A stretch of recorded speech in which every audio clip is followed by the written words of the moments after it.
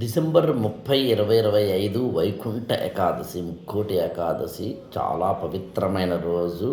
లక్షలాది మంది కాదు, కోట్లాది మంది ఆ వైకుంఠ ద్వార దర్శనం కోసం ప్రత్యేకంగా తిరుమల వెళ్ళడం లాంటివి, లేదా పుణ్యక్షేత్రాలకు వెళ్ళడం లాంటిది, ముఖ్యంగా వైష్ణవ క్షేత్రాలకు వెళ్ళడం లాంటిది. నేను ఎప్పుడూ సాధారణంగా ఏదైనా ఒక మంచి రోజు, అది ఏదైనా కావచ్చు, ఆ రోజున కనుక మనం ఒక మంచి పని స్టార్ట్ చేస్తే మన జీవితంలో ఒక వైబ్, ఒక ఎనర్జీ ఉంటుందని నమ్ముతాను నేను. సెంటిమెంట్ కానీ రిలీజియన్ కానీ పక్కన పెడితే ఒక ఒక ఒక ఒక మంచి ఇది. అందుకే నేను ఏం చేస్తానంటే డిసెంబర్ 30, 2025 వైకుంఠ ఏకాదశి రోజున ఒక మంచి బ్యాచ్ స్టార్ట్ చేద్దామని, అంటే ఐఏఎస్ బ్యాచ్ స్టార్ట్ చేద్దామని డిసైడ్ అయ్యాను. అయితే ఇందులో చిన్న లాజిక్ ఉంది. 30 ఏమో డిసెంబర్ 30, ఎక్కువ 2 రోజులు దాటితే ఒక రోజు దాటితేనేమో జనవరి 1. సో ఈ 2 రోజులు కూడా, అంటే జనవరి 1 అంటే నూతన సంవత్సరంలోకి అడుగు పెట్టడం, ఈ రెండింటినీ దృష్టిలో పెట్టుకొని డిసెంబర్ 30 అలాగే జనవరి 1 ఒక మంచి బ్యాచ్ వేసుకుందాం. ఈ బ్యాచ్కి నేను పెట్టిన పేరే, అంటే 1 డే ఏమో వైకుంఠ ఏకాదశి, 1 డే ఏమో జనవరి 1, అందులో మళ్ళీ 1 ఉంది కదా,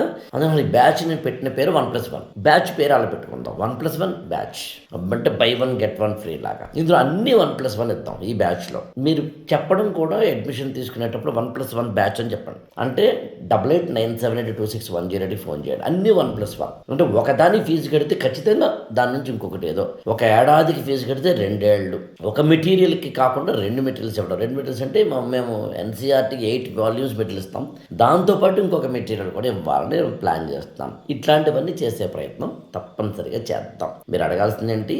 1+1 ఆఫర్. IAS for All ఛానల్ని సబ్స్క్రైబ్ చేసుకోండి, లైక్ చేయండి, షేర్ చేయండి.